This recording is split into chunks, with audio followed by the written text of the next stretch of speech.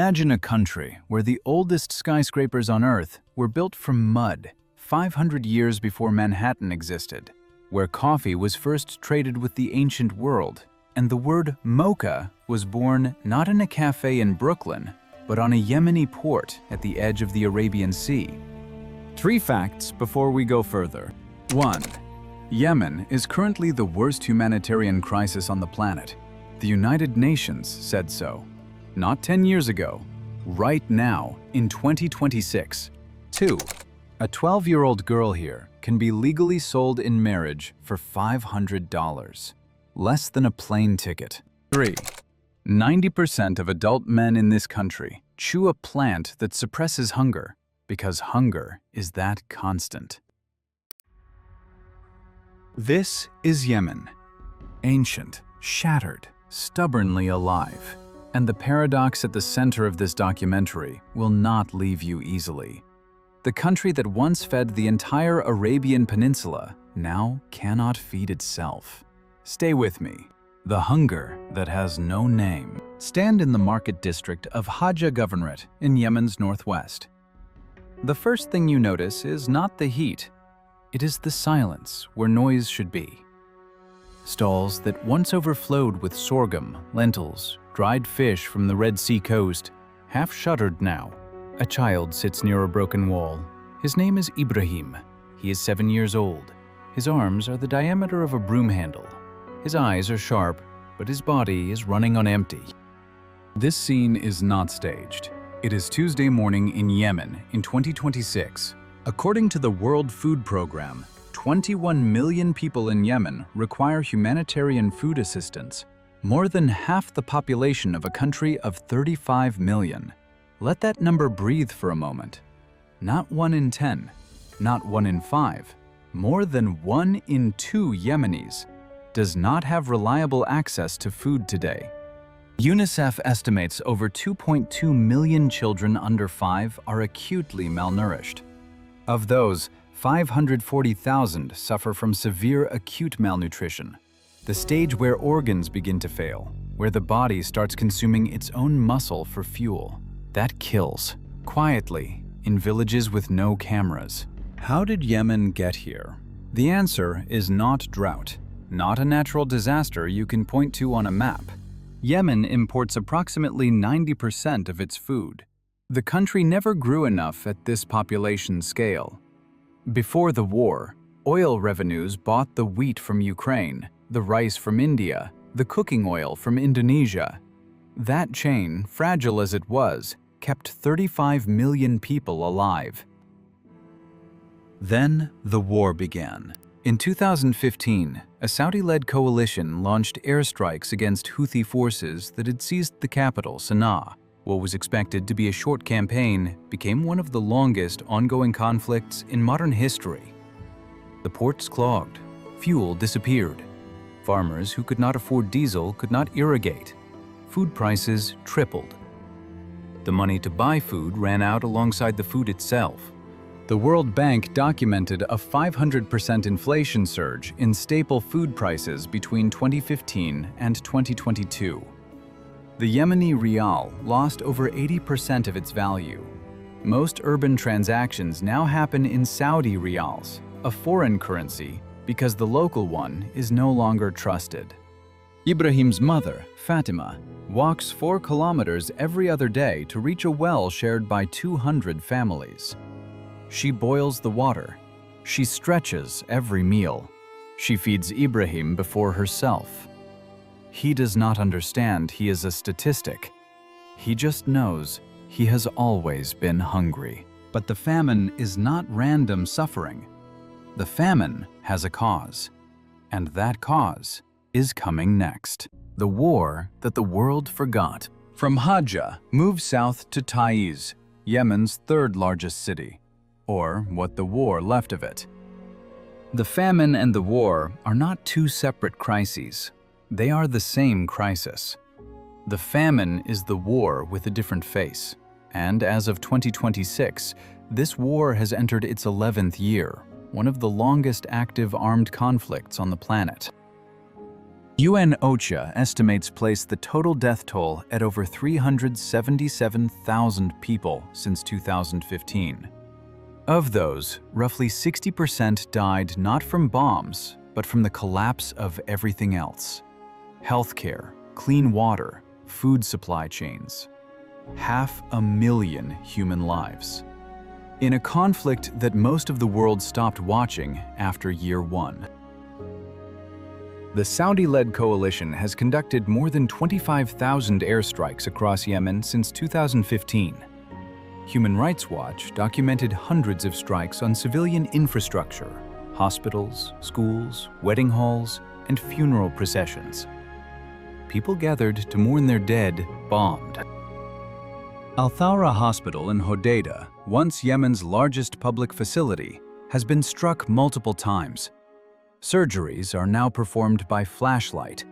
Nurses reuse gloves because there are no more. UNICEF reports that fewer than 50% of Yemen's health facilities remain fully functional. The Houthis carry their own record of atrocities. Human Rights Watch documented their use of landmines banned under international law in Marib, Hodeidah, and Taiz. They have conscripted child soldiers. They have shelled civilian neighborhoods. They have deliberately blocked humanitarian convoys as a weapon against populations they consider politically hostile.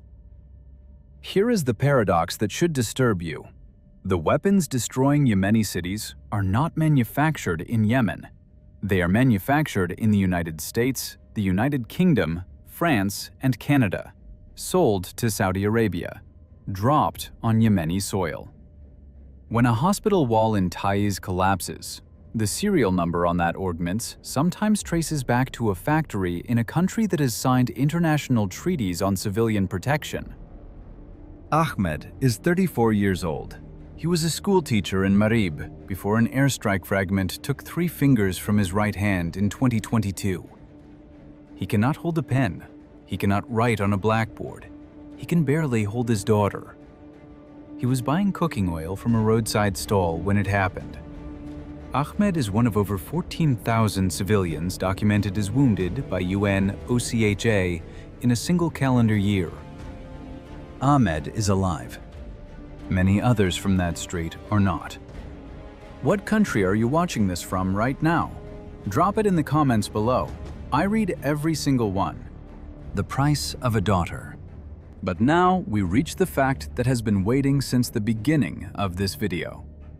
Leave the bombed streets of Taiz. Leave the malnutrition wards.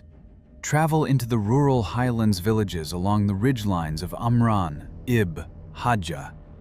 No paved roads, no running water, electricity twice a week, if at all. These are places where tradition runs deeper than the conflict, deeper than the hunger, deeper than any outside intervention has yet managed to reach.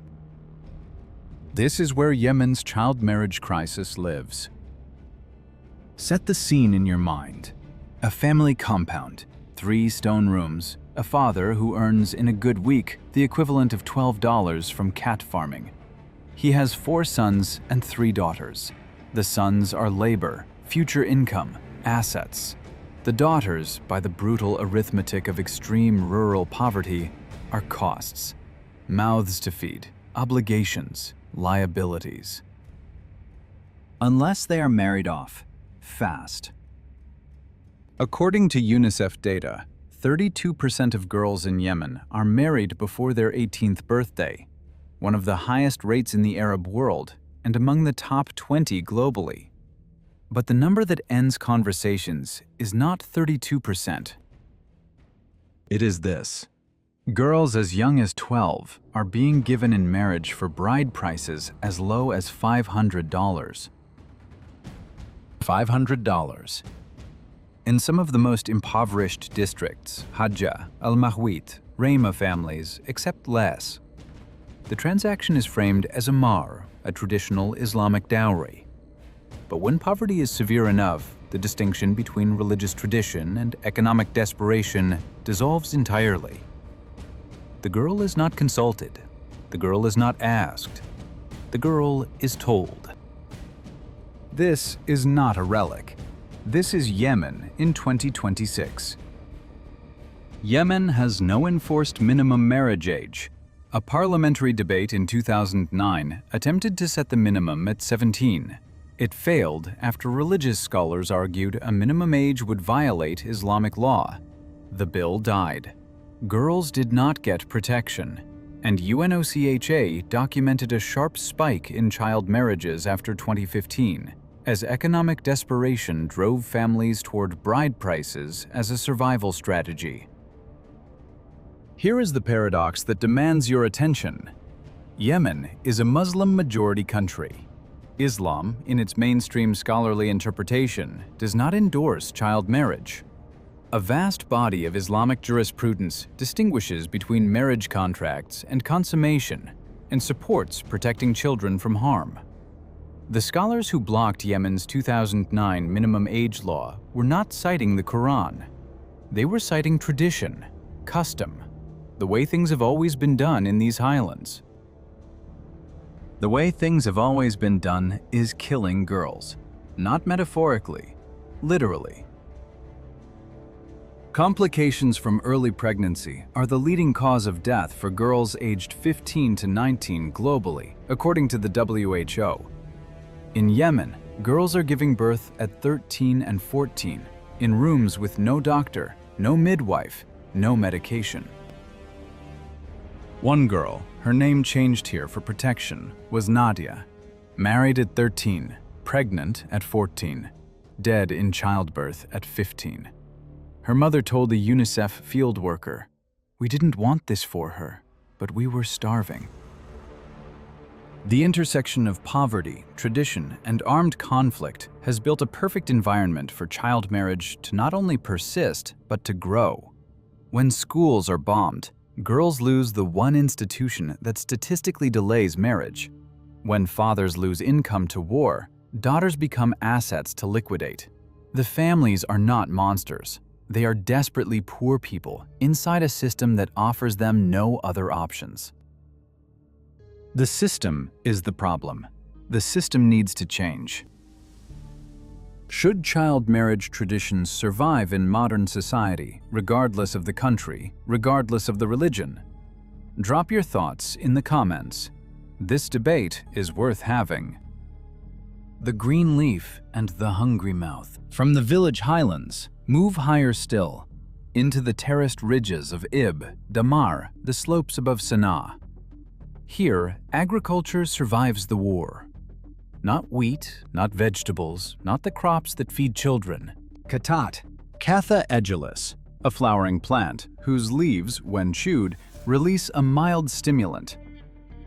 Khat is not a drug in Yemen. It is a cultural institution. The afternoon chew session, men gathering, stuffing their cheeks, talking for hours, is as Yemeni as coffee, as old as the mountain terraces themselves. Approximately 90% of adult Yemeni men chew khat daily. In a country where food is scarce, where the economy has largely collapsed, khat consumption continues because khat is cheap and because it suppresses appetite. People chew to avoid feeling hungry. The farms of the Yemeni highlands are worked by some of the most invisible laborers in the world. Agricultural workers, many of them internal migrants from flooded or bombed coastal districts, earn between $3 and $5 per day, picking khat leaves on steep, sun-baked hillsides. No labor protection, no insurance, no sick leave. Many receive partial payment in khat rations rather than cash, meaning their salary is literally the product that suppresses their hunger so they can keep working. Here is the cruel math. Khat farming has displaced food farming across vast stretches of Yemeni agriculture. The World Bank estimated before the war that khat consumed nearly 30% of Yemen's available agricultural water in a country already facing severe water scarcity. Farmers switched from sorghum and vegetables to khat because demand was stable and the market was domestic, insulated from the port blockades that strangled food imports. Long-term khat use is linked to cardiovascular disease, oral cancer, psychiatric disorders, and severe dependency. In a country where 50% of healthcare facilities are non-functional, those conditions go untreated until they kill. Yemen also has a second hidden labor force: its fishing communities. The Red Sea and Arabian Sea coastlines have sustained Yemeni fishers for centuries. In 2026, those same waters are a military theater: Houthi naval activity, coalition patrols, lawlessness. Children as young as 10 work fishing boats because their families need the income and their labor is cheap. They pull nets in waters that have seen naval engagements, in fuel-depleted boats that cannot outrun anything. Look at the label on the seafood you buy. Some of it was caught by Yemeni children working in active war zones. That is not rhetoric. Yemen exports fish to Gulf markets: Dubai, Riyadh, Kuwait City. The supply chain is informal, minimally regulated, and touches grocery shelves that affluent consumers browse without thinking twice about origin. The child on the fishing boat does not appear on the label. He never does. 50 cents and 5,000 years. You have seen the worst. Now walk with me through the ordinary. Old Sana'a, UNESCO World Heritage Site. One of the oldest continuously inhabited cities on Earth. The tower houses here, made of rammed earth and fired brick, decorated with white geometric plaster friezes, catch the morning light in a way that no photograph has ever fully captured. 7, 8 stories tall, built without steel, without concrete, without any architect holding a degree from anywhere. At 7 a.m., the call to prayer is ending. Bread bakers pull flatbread from clay ovens. Tea vendors set up coal burners. The streets carry wood smoke, cumin, and the sweet fenugreek scent of hulba being stirred into the morning stew. That stew is Salta Yemen's national dish, a slow-cooked base of meat broth and lentils topped with sautéed vegetables, a mound of green hilbe foam, a raw egg cracked in at the last second so it sets from the heat of the stone bowl. It arrives with flatbread for scooping. On the streets of Old Sana'a in 2026, a full bowl costs 50 cents. For 30 cents, you eat Bint al-San honey bread.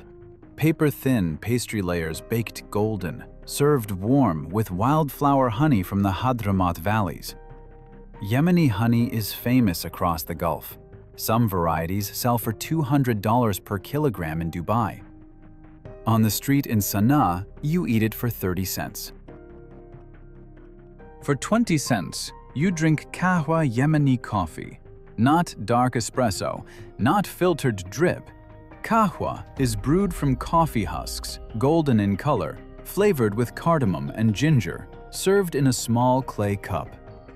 Yemen is where coffee began.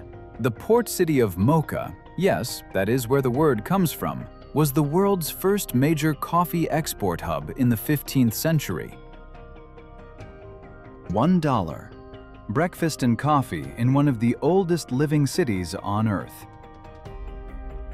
Getting around Sana'a means debabs, shared Toyota Land Cruisers running fixed routes through a city where traffic lights are largely non-functional. A cross-city ride costs 15 cents, not because it is subsidized, because the people using it have nothing else. You could spend a week in Old Sana'a on $20, eat well, walk architecture that predates most of Europe's great cities, drink the coffee that launched a global civilization, surrounded by people who are not sure where next month's food is coming from. That is the vertigo of Yemen. Beauty and catastrophe sharing the same street corner. Would you eat street food in Yemen if you had the chance? Drop yes or no in the comments right now.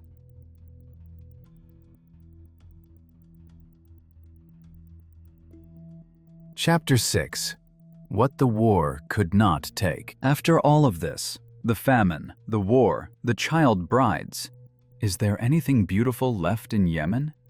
The answer will genuinely surprise you. Fly east, past the mainland, past the coastline, 3 hours over the Arabian Sea, to a place that looks like it was designed by someone who had never seen Earth. Socotra Island, UNESCO World Heritage Site. One of the most biodiverse islands on the planet, home to the dragon blood tree, Dracaena cinnamomum, a species that exists nowhere else in the world. These trees grow in perfect umbrella shapes, their canopies geometric, as if drawn by compass, their trunks bleeding deep crimson resin when cut. The island has 825 plant species, 37% of which are found nowhere else on Earth. Its native language, Socotri, has no written form and is spoken by fewer than 100,000 people. Socotra looks like a planet that evolved separately from the rest of this one. Before the war, it was beginning to attract ecotourism. Then the war came. Then foreign military forces established a presence. The island has been largely cut off from the world, its extraordinary biodiversity continuing to exist indifferent to the politics of the mainland, simply waiting. Back on the mainland, travel east to the Hadramaut Valley.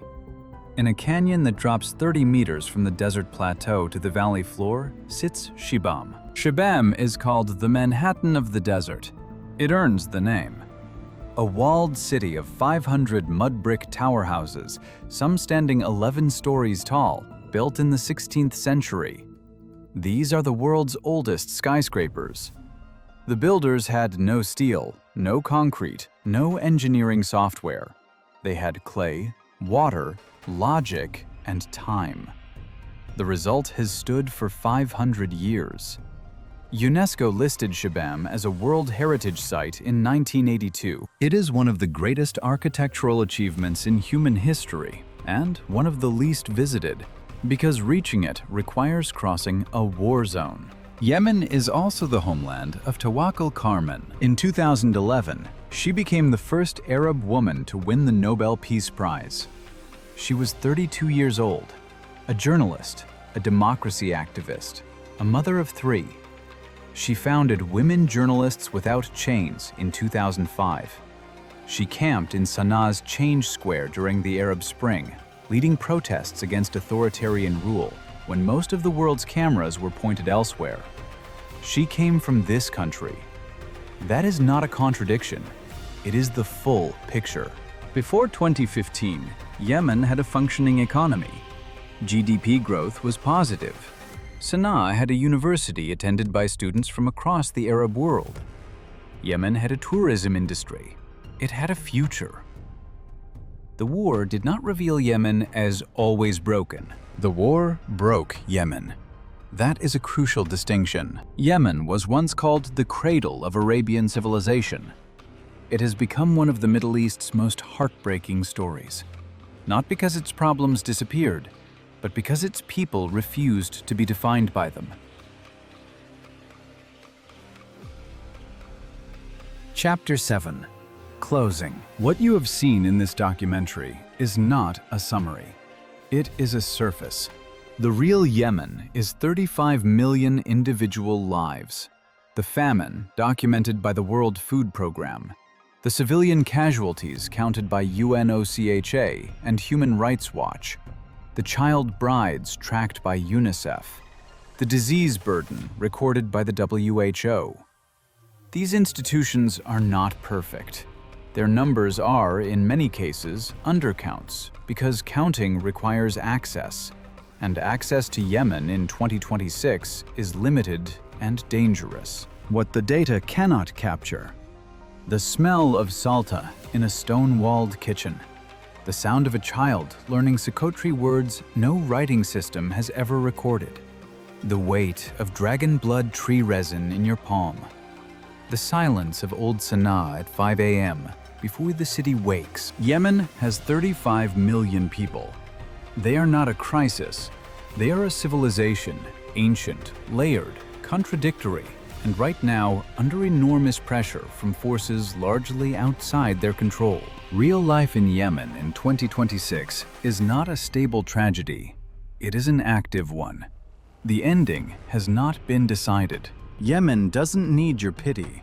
It needs your understanding. What would you do if you had been born into Yemen, not as a thought experiment, but as a genuine reckoning?